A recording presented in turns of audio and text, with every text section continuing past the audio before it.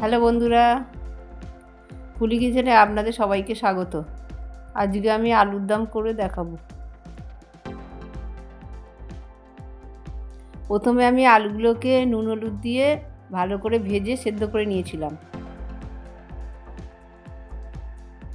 কড়ায় পরিমাণ মতো সরিষার তেল দিয়ে দেবো।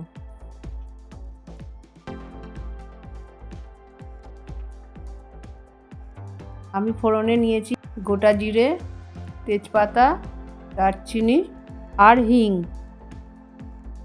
এবার আমি কড়ায় তেলের মধ্যে সব এক এক করে দিয়ে দেবো।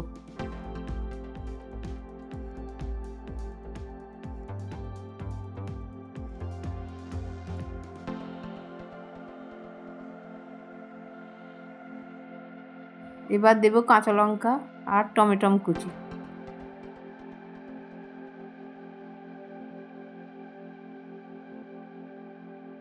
এইগুলোকে একটু নাড়ার পর দিয়ে দেবো কড়াইশুঁটি।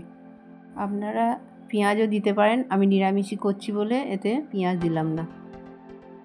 এতে সামান্য নুন দিয়ে ভেজে নেব। তারপর আমি এতে দিয়ে দেবো আদা জিরে বাটা।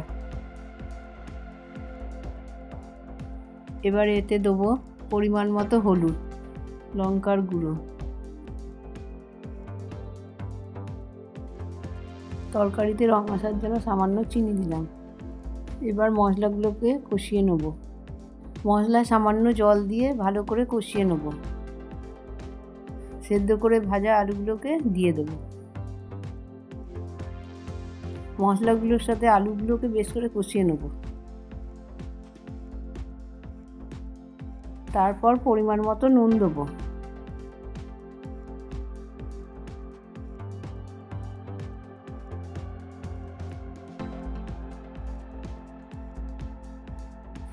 নুন দিয়ে কষানোর পর আলু সেদ্ধ জলটা দিয়ে দেবো।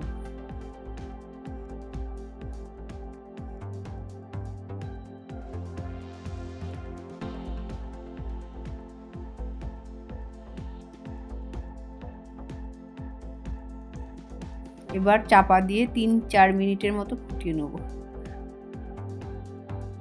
চাপা খুলে দেখলাম ঝোলটা ফুটে গেছে।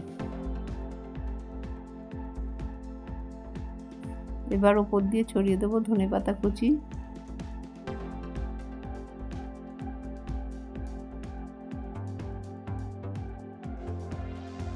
শেষে নামানোর সময় ওপর দিয়ে গরম মশলা ছড়িয়ে দেব। আর দেবো পরিমাণ মতো ঘি। ঘি দেওয়ার পর ভালো করে নেড়ে নেব।